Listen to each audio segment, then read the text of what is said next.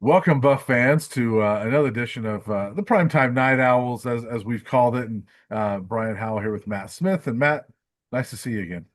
Yeah, good to see you too, buddy. Summer's almost over. Almost over. Man, Yeah, this man. is this is it. I mean, this is the last week, and we're doing this on Monday, and our first day of Buffs camp is next Monday. So we have 1 week. So we're gonna, and I guess enjoy one last week of summer before we really get going with camp. Yeah, what was the best thing you did this summer? Uh, it's been a quiet summer. Like we talked about it before. Like June was kind of a wipeout month for me because I had some medical stuff and I was just kind of Yeah. laying low. But um, I don't know, not much. I mean, it really just kind of. I guess the only trip I went on, honestly, was Big 12 Media Days. Yeah. And then a couple Rockies games with my son, and that's always fun. One tonight, actually. We're going tonight, and Glutton for so punishment. yeah, but he loves baseball. You got to foster that love, and so and just Who you is it tonight? Who's in town? The Twins just left. Cardinals. Oh God. Yeah. Blech. So Blech. Austin Gomber on the hill against Oh his former boy. team. Oh, ripe for drama tonight at Coors Field, the best outdoor sports bar in Colorado. Yeah, my son is Mason. We he saw who was pitching. He's like, seems like every time we go, he's the one pitching. So, so yeah, we'll enjoy that. But really, just some family time. How about you? Yeah, I know good. you went on a vacation this summer. I went to Arizona to spend some time with family. That was as Mhm. far as the summer. My vacation was really before spring ball. We took a nice little Oh, trip that's before right. spring ball, Yeah, so that was fun. Jet skiing down in Cabo. That yeah, that that's that right. was the best off season activity. I'm gonna call it off season. It still counts because that was the first beach trip I've had in ages, so it definitely still counts. That's not true. You went to the beach in No, that Texas doesn't last count. year. Texas, Florida, Oregon, none of those count. I'm talking about a beach. Whatever. Okay. Yeah, Let's I'm move picky. on.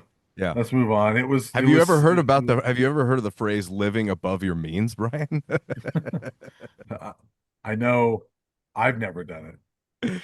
Yeah, No. I'm the king of it. All right, Yeah, moving yeah, on. I know. Hey, you got sand a couple times last year. I know that. Hmm. Call it a beach if Yeah, you want. So, yeah, yeah, well, let's move on because we got fall camp coming up next Monday. So this is really our fall camp preview, yeah. and Matt and I from here on out are going to start doing this regularly as we get back into full swing here. So, um, day one next Monday. I mean, I think whenever Coach Prime talks, the initial storyline out of this, Matt, is going to be his health, and if he talks about it. But um, I think that's on a lot of Buff fans' minds. It's like, is Coach Prime okay, and is he gonna be okay throughout this season? I think that's a topic that's on people's minds.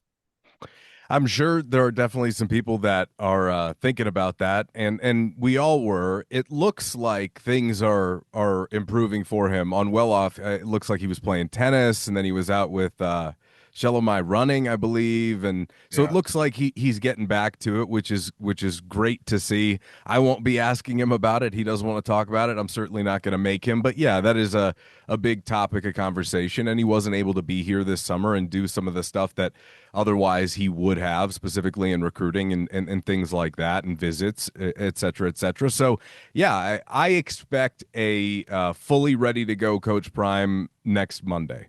yeah, yeah. I do too, and I don't know if he's back in town yet. I assume it'll be sometime this week. It won't be on Monday. I think they have a team meeting on Sunday, so I'd imagine that he'll be back before Sunday.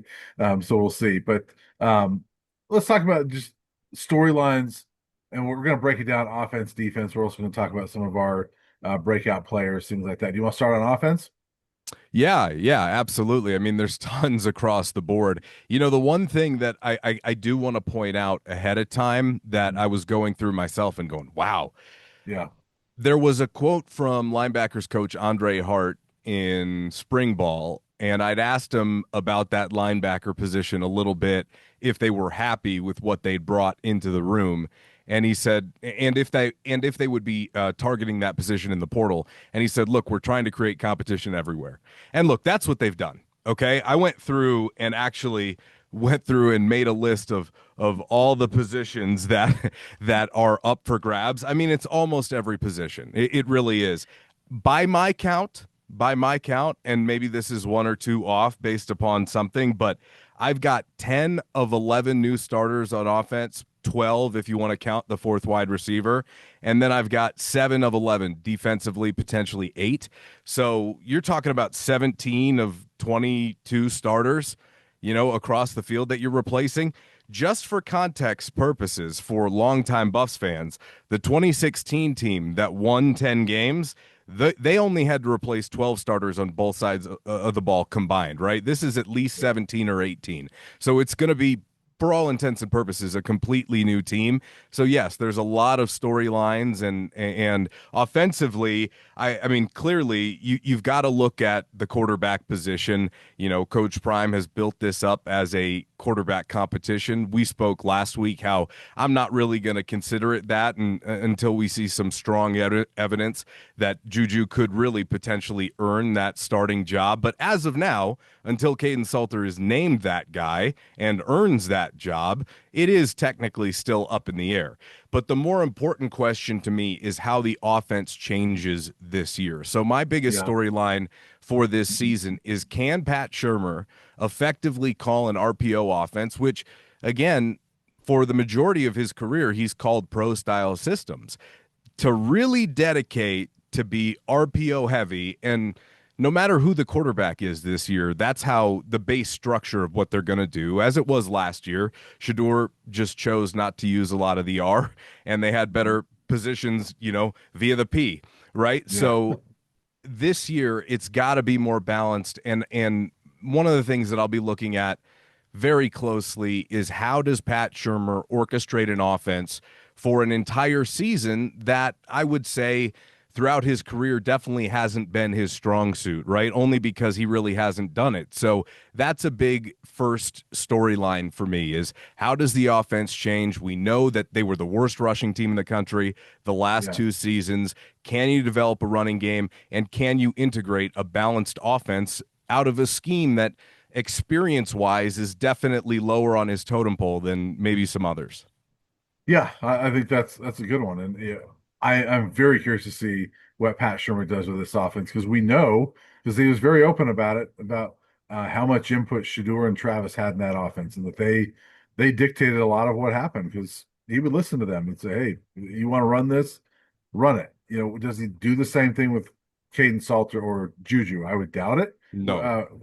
Certainly not with Juju. If he's the guy, if he's ever in there, but. Yeah, how much does this offense change if it's more of Pat Shurmur calling things and saying, you know what, we are going to run the ball more, and I'm not going to put that in your decision.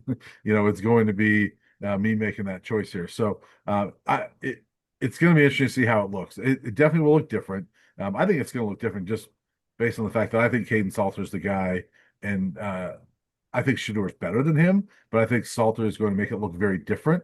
And in some ways, it might be a more balanced offense and maybe a better or as good of an offense because of that. And I would add that that's the hope, right? That Mhm. is certainly the hope. But I also think that it will become clear in short order, again, just how much Shador covered up because of the level of talent that he was. And Right. the other question, which is probably my biggest question about the quarterback room, I know a lot of folks out there are going to want to focus on Salter versus Lewis, but I'm looking at Salter. Can he handle it at this level? He Mhm. did have a drop off significantly his junior year from his sophomore year, which is, you don't really see that statistically that aggressive of a change, right? Year over Yeah. year. So coming off a bit of a down year compared to his sophomore year where they won 13 games. Yes, they did have their roster plucked over by bigger schools, and certainly the transfer portal and NIL was a factor there. But Caden needs to prove that he can do it at this level too. Guys are Yeah. bigger, faster, stronger, right? And yes, Liberty it's not FCS ball, right? But at the same time, it's a totally different animal than what they're dealing with up here. Yeah. And generally when you see a statistical drop off like that, um, maybe there was a change in head coach, Right. or maybe there was just a bunch of losses, and it was just not the losses in personnel and not the Yeah. same team. Um, Liberty had the same coach year over year, and I went back and looked at because I was curious. Look at a couple of preview magazines from last year, and like Phil Steele said this should be another really good year for Liberty. Another, he actually tabbed them in his preview magazine as a potential playoff team, being the G5 playoff team. Well, they were 8-5. So based on that, I think Liberty underachieved, and I don't know why Caden Salter's numbers went down, and why he didn't have the year he did, but it's a big year for him to prove himself again, Huge. and to show that he's the 2023 guy and not the 2024 guy. I think if he's the 2024 version, I think that Colorado's going to struggle. If he's the 2023 version of himself, I think this could be a really fun offense. I think that's well said. I do. And I would say if he's the 2024 version, he's probably not the only guy who plays, Right. if Mhm. for some reason in this hypothetical he were to stay healthy. He's got to produce at a higher level, certainly, because Yeah. if that's what you're putting up at Liberty, that's not going to cut it in the Big 12. Certainly not when you get on the road in big environments when the stakes get raised higher and higher. And I think a big part of his performance, or for some reason, if it ends up juju, however it ends up playing out, which we're going to move forward just so everyone out there knows with the assumption right now that we're going to make. And if we're wrong, egg on our face, but we're going to say Caden Salter is QB1 for the sake of argument here for Yeah. our fall camp preview. A big part of that, Brian, is the third time the charm for the offensive line rebuild. Okay. This is something that you and I have talked about ad nauseum as well. We don't want to project too much about, yeah, okay, on paper it looks better. They did bring in Xavier Hill, who was all conference, Zy Chrysler, Yeah. honorable mention, all conference, right? They've got some experience there and a lot of guys who played a lot of snaps, but they did last year too. And by the end of the season, almost none of the transfers really ended up being significant contributors on a game by game basis. How many of those transfers end up playing this year? And does this newly structured offensive line coaching room with Gunnar White at the helm, with Andre Gerard coming back to CU, being the first real legacy buff that has joined this coaching staff for Coach Prime in this era? And, I think George Hegeman adds a lot to the mix. You've got a lot of Yeah. everything there in that offensive line room. You've got a lot of talent. And outside of left tackle and maybe left guard, I assume that Xavier Hill probably has the inside track at the left guard. And because of spring ball and how quickly he picked things up and assumed a leadership role, Zy Chrysler looks like, at least to start camp, he's got the inside track at the right guard position. Outside of that, I think everything is up in the air. I don't think Yeah. Zarian McGill, just because he's the one true center on this team, has that spot locked. I know Mana Taimani was at right tackle. How does that shape up? They've got more depth, certainly at the tackle position. They've got more options. And, I think one thing that kind of gets buried, Kareem Harden, Tyler Brown, guys like that, they still are on this team and they Yeah. played quite a bit, not just last year, but the year before too. So for at least Kareem, right? And for Yeah. Tyler, it was a little bit different. So we'll see how that plays out. Do any of those guys make a claim for being returners? I'm not sure, but I think right now on paper, it's the best group, and I think it's the best coaching room that they've had in 3 seasons. Yeah, I agree with you. I think that's one of the reasons why I'm liking this offense is I think this offensive line is gonna be the best that Coach Prime's had. Um, and you got to throw in Philip Houston there too. I mean, he was a Yes, starter, thank you. started for 11 games, I think it was last year before the injury late in the year, and he did not go through spring ball. He's Actually, coming off the ACL, which is he why is, yeah, and I don't really have him in top of mind for the start of camp, but maybe throughout the course of the year. yeah, and maybe in camp at some point. I asked Jordan Seaton at media day. I said, "Is Philip back yet?" And he goes, "No, not yet." But at least according to him, he was like, "I think we'll see him in the fall." So, Okay. but you got to put him in there. But I mean, Kareem and Harden and Tyler Brown and Philip Houston, that's a lot of starts returning along with Jordan Seaton. So, I like this line for a lot of reasons. I don't think it's gonna be the greatest line in the Big 12 or anything like that. But Yeah. why I like it much better than last year is Jordan Seaton was their best offensive lineman last year as a true freshman, and he's going to be better. Yeah. And right away, I think your left tackle is better than it was last year. Even though same guy, I think you're better right there. There I you think, go. Hey, there is one deliverable that we can really find along the offensive line. You did it. I think it's true. I think and he's more mature. I mean, just standing there talking to him, the body is different. I mean, he's a man now, and he Yeah. was always a big guy, but he's a man now. I think Xavier Hill is maybe the best transfer they've brought in these last couple of years, and This is a guy that Well, was all conference. other than Travis, we're taking Travis and Shador out of the I'm talking equation, about the right? offensive line. Oh, go okay, okay, okay, Offensive line transfer. okay, Sorry. okay. Gotcha, Um, gotcha, gotcha. yeah, I would, there's I would, I would think so. On paper, he yeah, is for sure. there's other transfers that are much better. Yeah, Yeah, Xavier Weaver things. That's a whole other thing. On the yeah. offensive line, I think he's the best one. I mean, this was a first team all conference player. They didn't have that last year. They were bringing in some guys that had some experience and some starts, and but they weren't bringing in all conference type players for a team like Memphis that is a pretty good program. I mean, they're not a Big 12 program, as we Not know. yet, not yet. They couldn't buy their way into the conference apparently, No, but no. as that's coming out today. But I really like that addition. I mean, Zy Chrysler to me, it's similar to Khalil Benson last year in that he's a Big Ten guy that has a lot of starts in the Big Ten. But I don't know. I like Zy Chrysler at that spot too. And I agree with you. Those three spots are kind of the two guards and the left tackle. I kind of pencil those guys in. Other than that, I don't know. Yeah, but I like the options, and we saw uh, what's the name again? Cooper Levelis, yeah, the Hmm. kid from Northwestern. He's been around forever, but he's been snapping as well, and so I just think they're going to have more depth, and it's going to be a better offensive line all around. And that right there, I think, opens up things for the run game.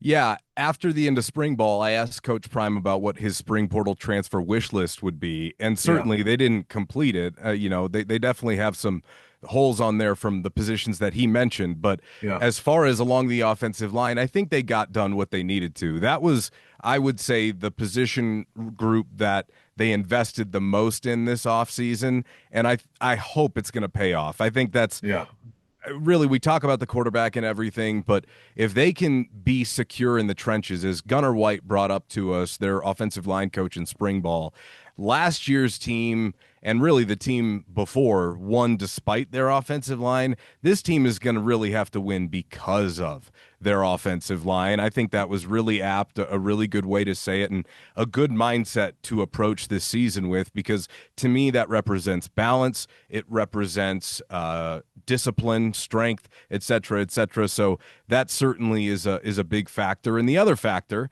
which will probably be my next storyline as far as the things that I'm paying attention to, would be running back room. I don't, we've talked about it. People are upset with me about it. I don't know what they were doing this offseason. They lost their leading rusher. They did add Marshall Falk, who's clearly one of the best to ever do it. Incredible to have his presence around.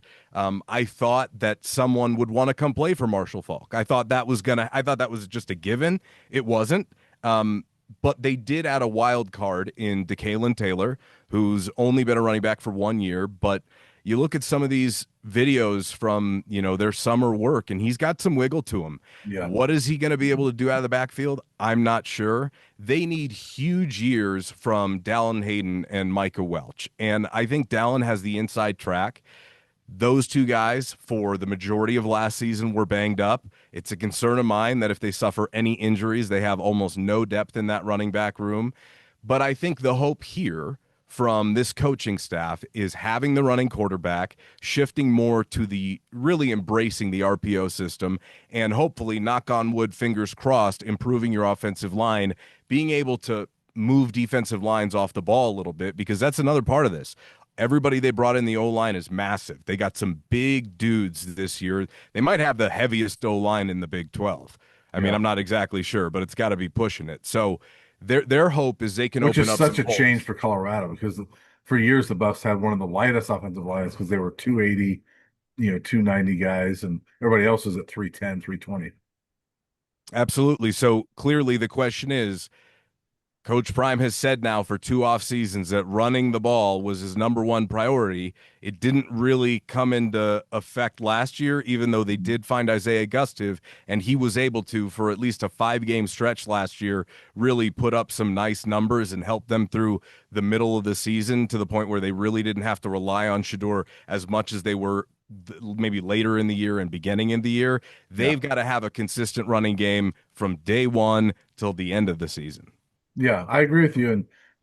And we talked about it all summer. Neither of us loves this running back room on the offense. This is my biggest question mark. But um, I will say Michael Welch is a guy that when they signed him out of high school, I love the tape. I loved his potential. and the kid's only a sophomore, Yep. and um, there's no way I'm giving up on him because he had a banged up true freshman year. Right. I think that he showed some flashes last year where you're like, that could still be a pretty good running back. And honestly, I don't know if as we're going here, we're going to talk about breakout players, but to me, he's one of those breakout candidates on the offense. I think I've loved his potential since high school, and I think he might be the most talented back they have. Whether he gets those opportunities and stays healthy, I don't know. But I like him as a breakout candidate. I like Michael Willis' potential. I think Dallin Hayden, I don't know if he was ever the same after that high ankle sprain that he suffered early in the year. He didn't look great before that, um, but they weren't running the ball great, as a team. I'd like to see him fully healthy and behind this offensive line. He looked pretty good at Ohio State behind a good line. And so I think there's potential there in those two guys, Matt, to give them a solid running attack. I still think Caden Salter, in my opinion, is the leading rusher on this team at the end of the year. But I think that when you've got a good running quarterback and a 2, 3 headed monster at running back, that can be a pretty good rushing attack. And I think that they can do that. I think my biggest concern there is that there's no home run hitting power with Right. Hayden or Welch. And Right. that's where Taylor comes into play. And some of that movement he has in his hips and some of that wiggle, he might end up being a guy they really end up trying to make something happen with, because I think Yeah. there's just a higher ceiling there with Taylor. And look, they're all undersized guys for the most part, except for their new addition of Simeon Price, who, and this is nothing against him, I have no expectations for. Right. Right. This is somebody who is just a bigger body. Outside of him, they don't have a scholarship back over 6 foot, I don't think. Yeah, Dallin's they definitely don't. not 6 foot, and Mike is shorter than me. So, And Charlie. and Charlie and DeKalen's what, Yeah. 5'9" in cleats. So Yeah. I Five am seven. I think he's listed at 5'7". okay. Well, there you go. They have a very small backfield, and it Maybe it's makes me 5'9". I'm concerned. not sure. I think he's five. Who is Might be that? 5'9", DeKalen. DeKalen? I think he's Yeah. 5'9" is listed. Yeah. Either Okay. way, it's a small backfield. Okay. Yeah. So it's going to be by committee, and Yeah. all those guys are going to get opportunities this year. I can't imagine that there's one of them who just rises above. It would be probably the biggest surprise that I could name for something happening this season that's unforeseen right now is one of those guys just grabbing RB1 and going with it. It's going to be by committee. It's going to be by matchup. It's going to be by play call, et cetera, et cetera. So again, running back's a question, and we've talked about that. I just don't see it as a great plan. Now, moving forward, I want to move on here. My next storyline is the competition in the wide receiver room is fascinating to me. I Yeah. went through and I kind of listed everything out. I think without actually listing the order, they have their top three receivers in Draylon Miller, Omarion Miller, and Joseph Williams. I think those three guys right now, even through the end of camp, are going to be locked in as your top three. Beyond that is where it gets interesting, because this might be top to bottom the most talented wide receiver room that I've ever covered personally. Last year, top loaded, but definitely, I mean, 1 through 4, legit guys, Yeah. if not draft picks in an NFL camp. Hopefully, I don't know what happened with Will Shepard. I have to He check in actually on that one. he signed today with the Packers. Oh, did he? Oh. Yeah. All right. Well, I'm happy for him either way. It still is in Green Bay. Yeah. Anyway, this is coming from a Chicago guy, mind you. But I think top to bottom, I mean, look at the freshmen that they brought Yeah. in with Farrakhan and with Gibson, Mhm. and I think the wild card is Hakeem Williams. This is a guy could he be a diamond hiding in plain sight? A former Yeah. 5-star athletic freak from all accounts. Clearly sitting behind some more talented players at Florida State, but you have a lot of talent, and I haven't even mentioned Caleb Mathis and Isaiah Harge yet. So I think top to bottom, this is probably the most talented wide receiver room I've ever covered. Yeah, it might be. And I will say this: I don't know for sure that 1 through 3 is in pen. I wouldn't put it in pen right now and say that that's Not, just set. it's not like I don't have an order to it, but I feel pretty comfortable Yeah, I'm having those saying three guys. yeah, but I would generally agree with you. I don't know if that's going to necessarily be true because of the talent there is. I mean, Okay. there's a guy you didn't even mention yet, Sincere Brown, who had Yeah. over 1,000 yards at Campbell last year and is 6'5", 190. So, Yep. um, you know, to me, Draylon Miller is the guy that I like the most there as far as the the potential, what he can do. I love the versatility we saw last year. I love Amari Miller's talent. With him, I know he was behind other people, but I want to see him do it consistently. He Sure. had the one big game against USC 2 years ago. Again, I know he's behind other people. He had two really nice games last year and then got hurt. He's got to prove it, over the long haul. But talent-wise, yes, those are probably the three. And he's Um, coming off the injury, which and is he's come off the significant. injury, but looks by all accounts looks like he's healthy. But I mean, I honestly think, and this really speaks to your point of how talented this room is. I think a Sincere Brown, a Hakeem Williams, looking at the list here, Isaiah Harge. I mean, those are guys that can break into that top three. Jack Um, Hystera. I don't you think know, he'd be top three, but he's a not top rotation three, but guy. I think that he's a guy that watch out for that could be a 20 catch guy, that comes up with some clutch catches. And he was a walk on here a few years ago and got some playing time as a walk on because he was clutch. And Yeah. so a lot of Buff fans don't remember him, but don't forget about him. He's going to be in that mix as well. Cam McKell is another one that super Yeah. talented freshman came in last year and sat out all last year with an injury. Quentin Gibson was the Max Preps National Player of the Year. Farrakhan was a 4-star. So yeah, This is top to what I'm bottom, saying. Top to bottom, yeah, I wouldn't put last year in that conversation or the year before, and quite frankly, no other year that I'd seen at CU. yeah. And again, I would say last year 1 through 4, and then 5 and 6 were the two Millers, and so it was a pretty good 1 through 6. Here, Yeah, it's like 1 through 9 or 10, I and know. so and that's the reason why I say that top three. I don't know if that's set in stone because I think a Hakeem Williams has every ability to go in there and be one of those Sure. top three guys, and so but yes, I would agree with you on paper going in. I would probably say Omari Miller, Draylon Miller, Joseph Williams. If you ask me who's the top three leaders in catches, probably those three guys. Yeah, I just think they've separated themselves as of now. Yeah. Heading into camp, we'll see what happens coming out of camp, but I'd feel pretty comfortable with that. I got no problem even stamping that one. If it changes, it's great news. Yeah. Okay, it's great news, and I think Sincere Brown, because he wasn't here in the spring, just naturally has to come in below everybody else, right?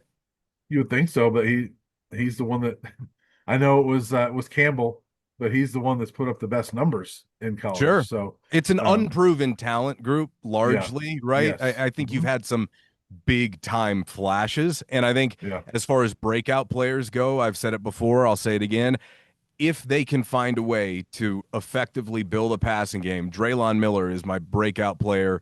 If he's not already broken out, like this Yeah. season could really put him on the NFL map as being a future weapon on Sundays because of his Yeah. versatility. And I think because he's just getting better as a natural receiver. Last year, he came in, he was almost better suited to be running back at the start. But by Yeah. the end of the year, he was making some big plays on the outside. And I'm really looking forward to what that group can do and to see how they develop a passing game because last year it was really in the last 2 years they had to evolve to an offensive system where how can we move the football? Whatever we can do. We can't run the ball. Yeah. So Yeah. that's out. Okay. Setting up to throw deep bombs, that's kind of out too because we don't have a line that can block for it. Right. So it's just all quick game. Now, this year, with hopefully more of a balanced and more of a tough to read offense because there could be so many different things coming off of it hopefully you can have a defense at least guessing enough or on their heels enough to do a few more things and find a way to open up the passing game. Because my only other real concern about the offense and the one way that I think this season um, might not go how they planned it, if they don't find a way to develop some sort of passing game and they rely too much on their running backs and tight ends, it concerns me because those are the two positions that I think, without question, they've invested in the least in three Yeah. years here. Right. So one big takeaway, and spring game's a spring game, but there are many times where the play broke down, specifically in that practice, where it's a check down it's a check down tight end, it's a check down running back. They've spent no money there. They've invested nothing there, and if Yeah. that ends up being where you're looking to get most of your offense, that's a failure in construction somehow. So Yeah. I just saying, like, there was a moment where I was like, okay, well, all your talent's out there, all Yeah. your talent's outside the numbers. Yeah. So this is going to be a true test of how they've built this roster this year either way. I'm not saying they can't do it. It's Yeah. just something that I think they're going to have to deal with. I'd be stunned if that's I hope so. Of if there's a reliance on that. I mean, the spring game is one thing, and they're not going to show anything. course not. I mean, even Caden Salter at media day he was asked, Adam Munsterteiger asked him, how is this similar to what you did at Liberty? He goes, well, not really at all. 'Cause I did a lot of RPO and running, and here Well, good. it's pass first. And so I think it's going to be the passing game because of the fact that that's where they've invested the money, right? Yep. That's where they've put the resources into. We know Coach Prime is big on having talented receivers, and they've got them. Real quick, wrapping up receiver, my breakout candidate is Isaiah Harch, just because he's a guy that they've talked about for 2 years, and we got to see a little bit of him at the very end of the season last year. He had a really nice catch against Oklahoma State. I think he's a breakout candidate. Maybe not more so than a Draylon Omari, but I feel like those guys have already sort of broken out in the eyes of Buff fans. But I think Sure. Isaiah Harge, his moment's coming, and I love his ability. If I had to pick a breakout that wasn't one of the Millers, it would be Joseph Williams. I think he has shown Mhm. an ability to catch jump balls, to beat guys off the line. Yeah, He was the freshman AAC player of the year at Tulsa. This is a very talented young man who could be a part of the Buffs wide receiver core for the next 3 years, right? So yeah, I would pick him over a guy like Isaiah because I think Isaiah is going to have to fight with a bunch of other players to get on the field. Now, I'm with you that whenever he's touched the ball, it's only ever worked out. And I'm a right. huge Isaiah Harge fan. So I think he's just in the mix with like 6 or 7 other guys. Yeah, but by the way, remember what happened in the spring game 2 years ago when they were depleted at running back? Who was the running back that I'm looked with you, really buddy. good? But So we're talking about receiver right when now. and I know, but as we talk about that running back room, and we're like, Well, they I got wouldn't be. emergency options. I know. I wouldn't be surprised if Isaiah is a guy that gets some carries I and hope so. not one or two, but gets. I wouldn't be surprised if he's got 40, 50 carries at the end of the year. You could sign me up for that right now based upon what we'd seen from him, based upon what I believe Yeah, I know about the rest of this running back room. He's shifty, he can hit the hole hard. yeah, He is smaller, another slighter guy. And you also have, Cam Michael and Draylon if you need a couple of carries. So at least they have some other options. And I'm yeah, guessing based upon the way the spring transfer portal went, they're probably going to have to lean on that a little bit more than they wanted to. yeah, I think moving into the next recruiting cycle, it just has to be a focus. It yeah. just has to be. So, It has to be. But and anyway, by the way, 40, 50 is only 3 to 4 a game. I could see that out of Isaiah Harge. Let's move on to tight end real quick, before we're going to defense. But that group you mentioned they haven't invested a whole lot, but Zach Atkins is getting praised quite a bit. The kid from Northwest good. Missouri State. I was asking Juju media day about receivers, and he mentioned the big guys, of course. And before he got to most of the other receivers, he talked about Zach Atkins, and he said that's an SEC looking tight end to me. Juju would know because he did some visits around some SEC. He's been around some big time recruits, but he likes Zach Atkins a lot. A lot of people do, and so he could be a game changer for this offense. I hope so. They're going to need him to be Yeah, because to really execute what they're going to want to do this year, they're going to have at least 2 tight ends. Last year, they had Savell Smalls that they could utilize in some packages. And thank God they had him because there were some real problems when they got figured out in 10. They had to go to 11. They couldn't run the ball right. last year at all if it wasn't in 11. And I think this year there's going to be some situations where you're going to need to go 12.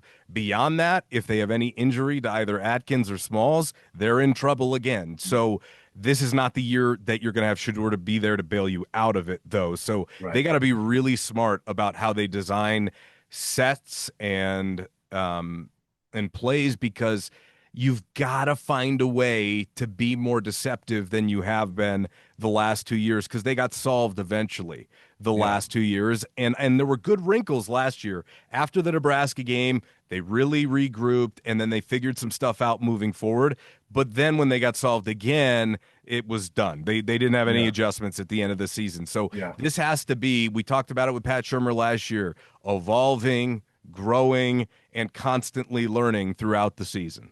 Yeah, I agree with you. And that tight end group, I like the duo of Atkins and Smalls. I agree with you. Where it gets concerning is if one of those guys or both of them get hurt. Yep. Yep. My only other questions offensively, who's your go-to guy? Does that emerge? Who are Yeah, your playmakers?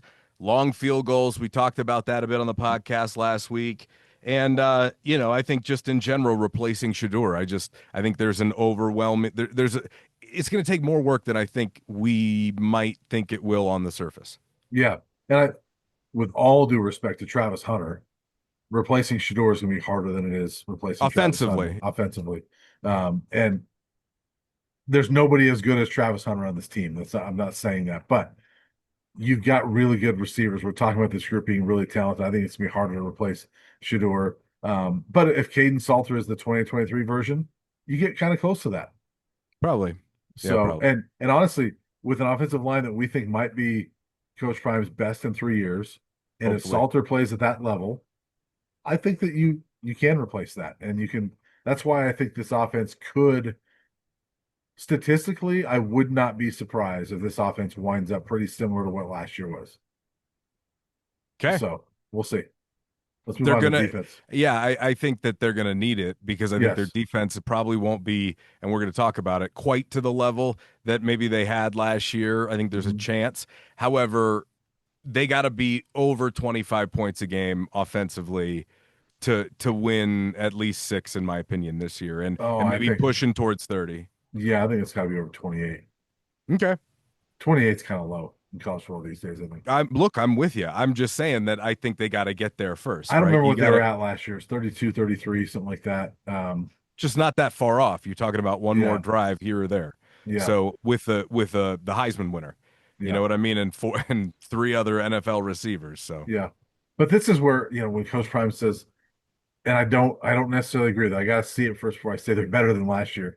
But this is where I could see that is if their offensive line is, remarkably better, they can be just as good offensively and, and do some of the same things and as far as scoring and things like that. So we'll see. I'm gonna But need to see it, but I, I'm with you. I'm with you. I need to see it. But on paper, I look at it and say, okay, I can see where you get to that argument, Okay, So let's go to let's, defense. all right, defensive line.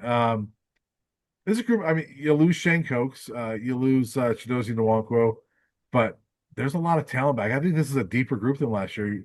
We talked about receiver being the deepest we've seen at CU. I think the defensive line is the deepest we've seen at CU in a Yeah, I long think. time.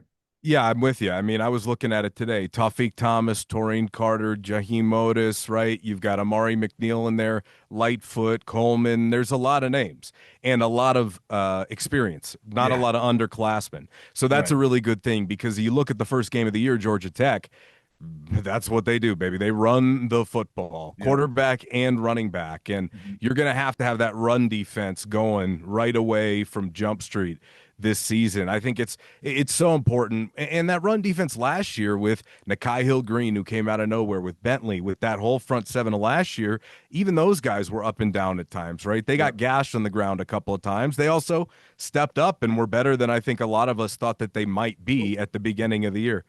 I Oh, hit my okay. microphone. There we go. Sorry. So I'm with you. I think there's a lot of potential there on that defensive line. I think it's a proving grounds because there's a lot of guys, in my opinion, in that room who just haven't met their full potential yet. And Yeah. which one of those guys proves it this year? Because somebody will, I'm thinking.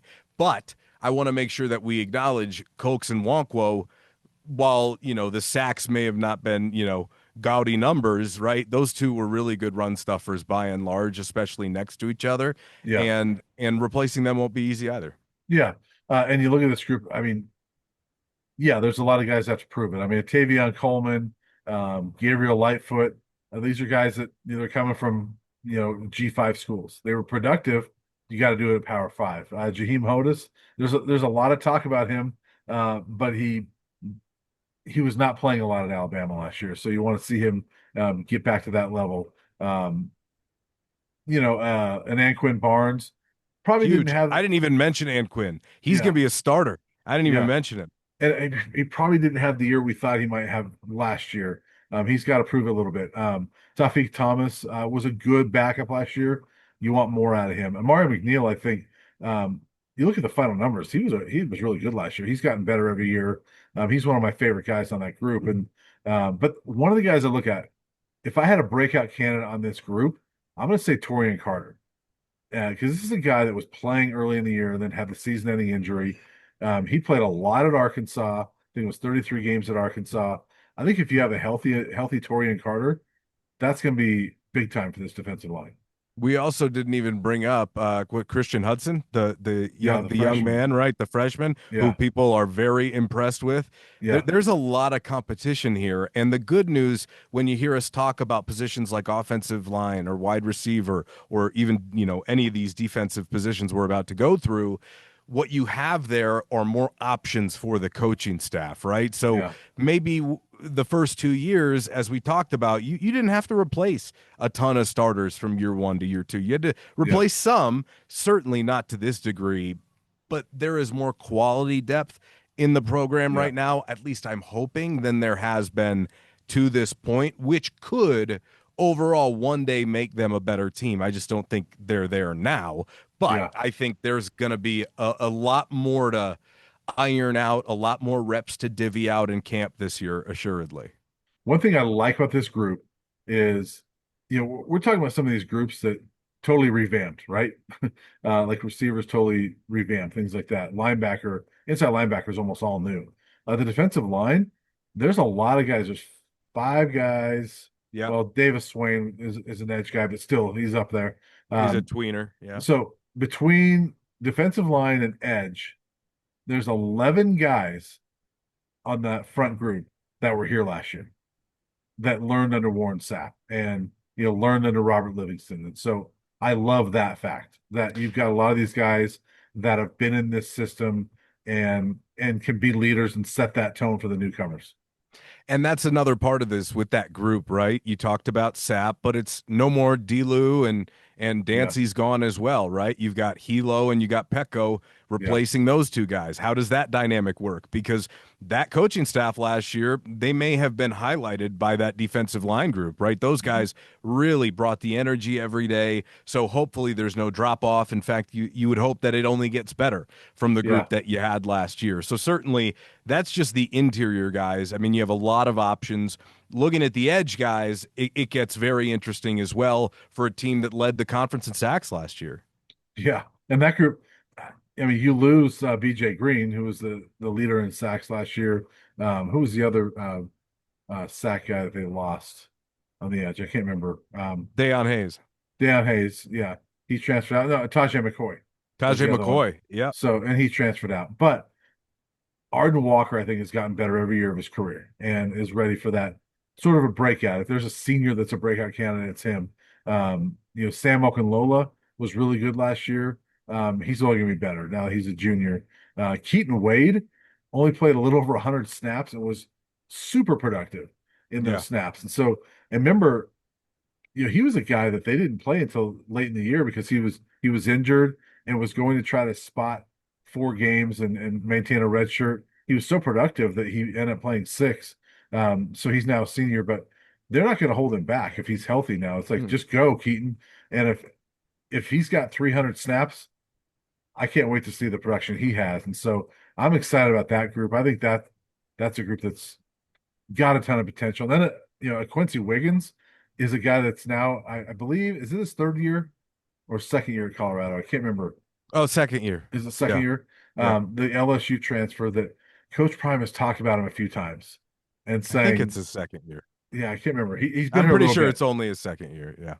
He's talked about him a little bit. Like there's so much potential in Quincy Wiggins as he hasn't reached it yet. But I think at some point he will. And so he's one of those guys that um, initially I look at it and I think it's easy to forget, but I don't think we should forget him. I think that he's a guy that could make some noise this year.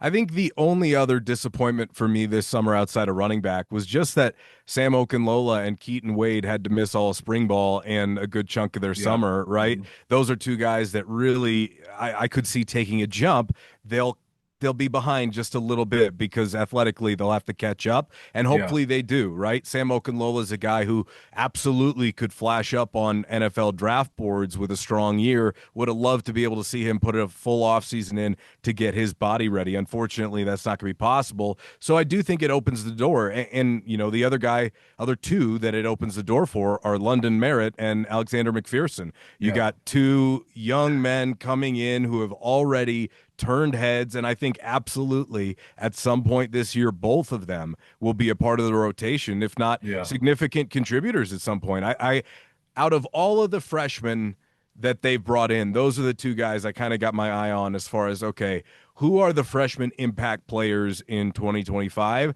I think those two young men have a shot. yeah. I agree with you. It'll be interesting to see how those veterans do, though, because I could see if they're healthy, Keaton Wade, Arden Walker, and Sam Okunlola really, spearheading that pass rush and taking most of the Hopefully. snaps. Another guy, Nikhil Webb Walker, I think Yes. is back from it was leukemia, I believe it Yes, was, he and recovered.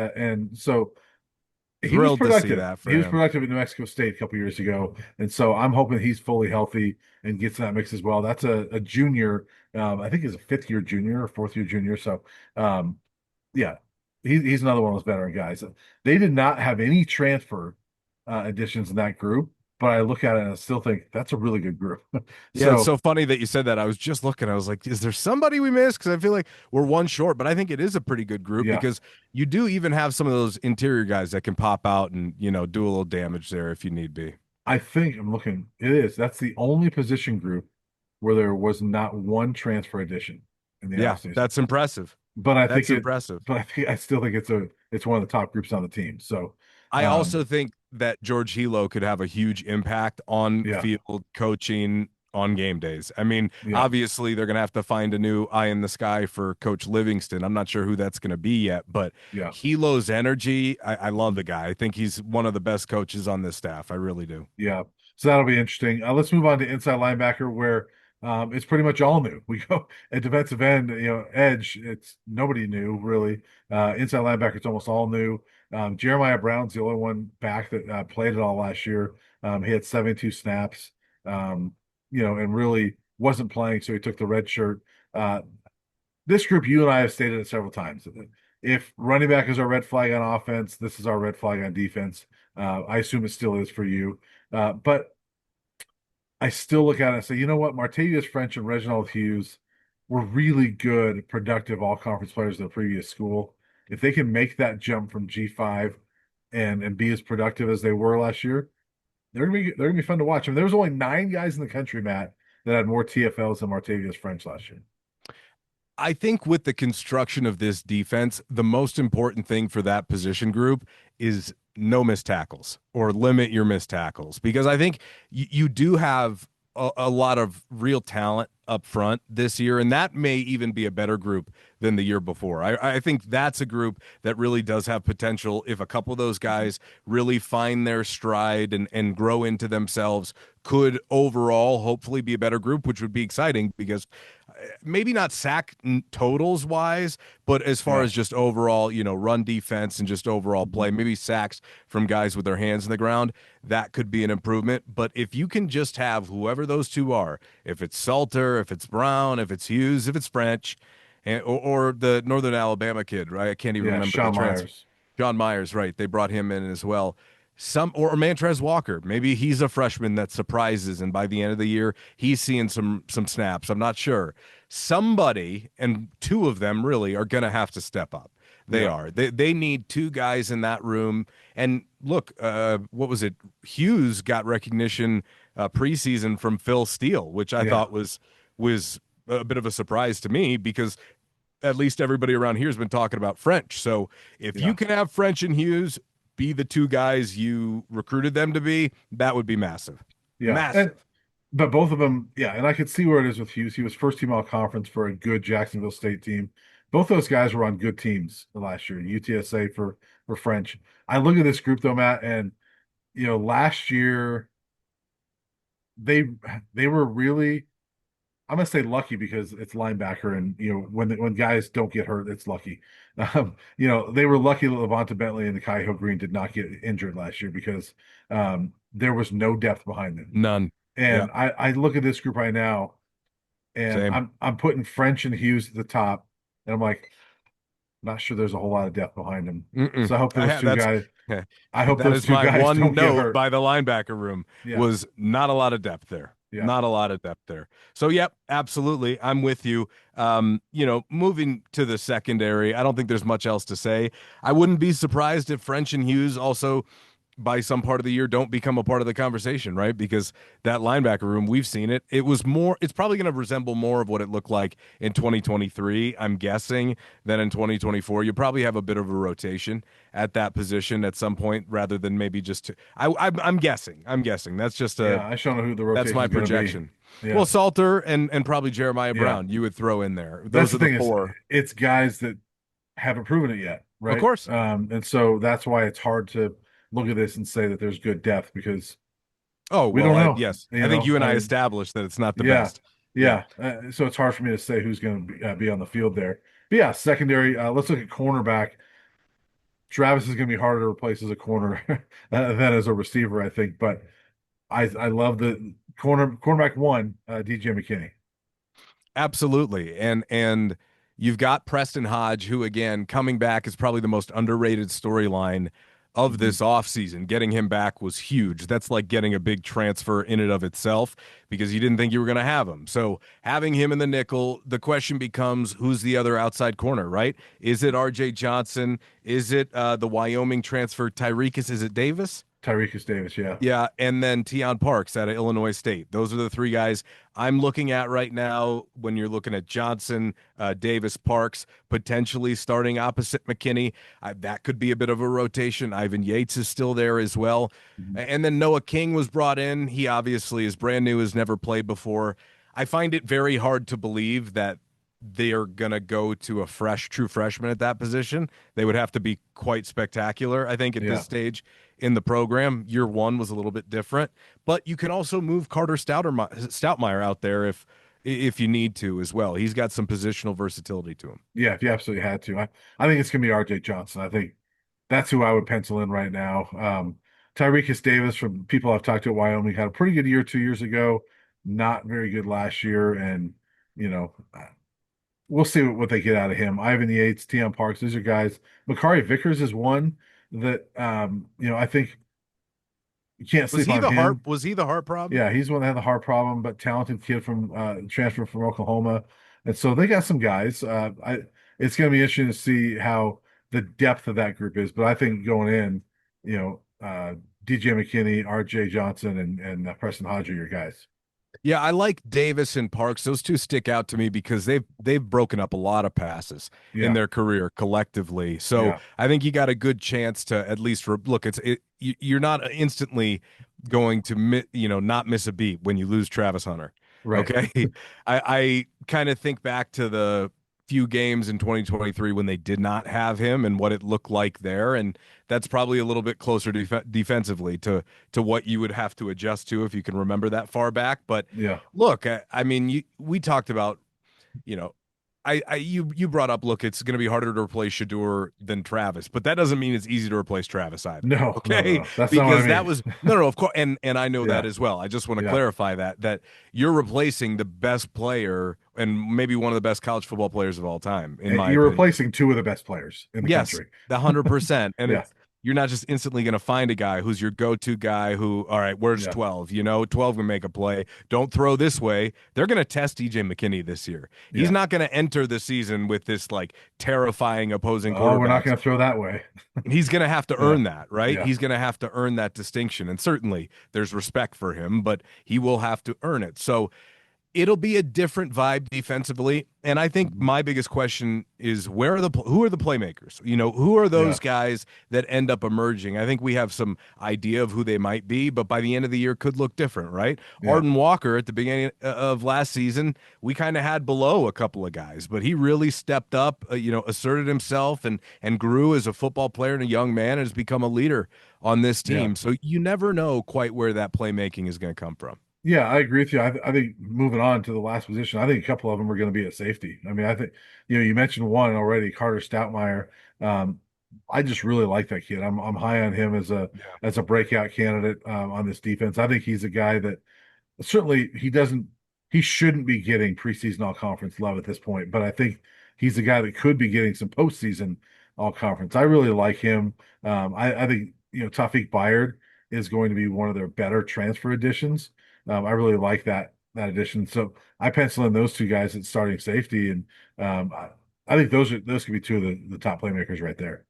Depth is still a little bit of a concern for me. I know Yeah. they brought in Hmm. John Slaughter and Terrence Love, Auburn, Tennessee, respectively, but Hmm. you know, not a ton of experience. I mean, some certainly, Yeah. but injuries there could be a problem as well, and Yeah. that was something that certainly was a red flag when I went through it. So we'll see. I also see Carter becoming one of the leaders of this team, which I Yes. think is really Hmm. important because not only did you lose Cam, Silman, Craig, you lost Shiloh too. And Yeah. that's major communication, Hmm. leadership, getting guys in order on that back end, which I think probably a lot of people take for granted. So that's Yeah. a big transition this year. And again, you brought up Tawfiq Bayard. Good genes, his brother plays in the NFL, hell of a safety himself. So hopefully Tawfiq can continue to grow because he's just a sophomore, right? So that Yeah. is Hmm. that is one of those guys that could also be, a future buff star if he doesn't break out. That's a breakout candidate for me defensively this year is Yeah. Tawfiq Bayard. And we have to mention Ben Finnisett too, because he's a senior, put on scholarship, and a high energy guy. That's going to be a leader too. I don't know how much he plays, but he's going to be in that mix, and you have to mention him because I think he will be one of those leaders. So Great young man. yeah, and so we'll see with that, but yeah, it'll be interesting to see who those leaders are. We already talked about sort of kicking, especially last week, but punting, Damon Graves, that's your guy. Yep. Nothing Yeah. really to break down there. I think it's Greaves. Greaves, whatever, Greaves. Not So whatever. His new mate. You got to get it right. sorry. Yeah. Yeah. New mate. Come on, just So, throwing him to the side, and he's gonna be pinning teams inside the five all year. by the way, I'm actually really looking forward to what he can do. He's yeah, got a really good leg. you see that punt that Old Mate had for the No, I Calgary missed it. Stampeders the other I day? missed it. No, It's a I missed sweet it. punt. Was it Yeah, it good? I bounced love and that. landed inside the one, How and the old is get Greaves? I don't know. Is he? I He mean, I he's missed not the like 30-year 30. old. I know. So it like lands inside the one, the guy picks it up, gets tackled at the two. It was awesome. It was a great punt. I always So love having like a Stefano or a right. Vassett because it's just a different vibe when there's somebody on the team that's 30 years old Yeah. and you feel for them at the same time because they're around a bunch of By these the way, I don't chuckleheads. think Vassett was quite 30. I think he was like 27, 28. Oh, was he not? He felt Yeah. 30 to me. I don't know. Well, the Maybe it hairline was looked just looked I looked was 30. about I didn't want to bring it up. I didn't want to take a shot at the man, but I yeah, I can was gonna say that say because the hairline was yeah, was indicative of somebody who'd entered their third decade of life. right.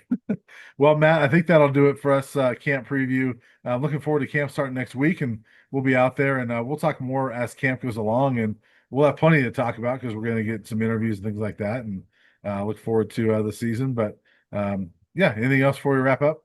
Yeah, just special teams wise, they're just going to have to replace a bunch of guys, right? I mean, they had a lot of seniors that were playing there. That's one thing that Yeah, Coach Prime is very passionate about. And one recommendation for any players that might be watching this, if you're an underclassman, sophomore, freshman, be a dog on special teams. That's a yeah. one way you can find a way to earn your playing time and earn your way onto the field for this group. Yeah, that's a good note. An underrated thing. There was a lot of those veterans last year, so it'll be interesting to see who plays. And But they like got Buck Buchanan, so it really yeah, shouldn't matter. yeah, it doesn't matter who's on the kickoff unit because all you need is Buck. Breakout star. There you go, Yeah. Matt. We'll see you on Monday. All right, buddy.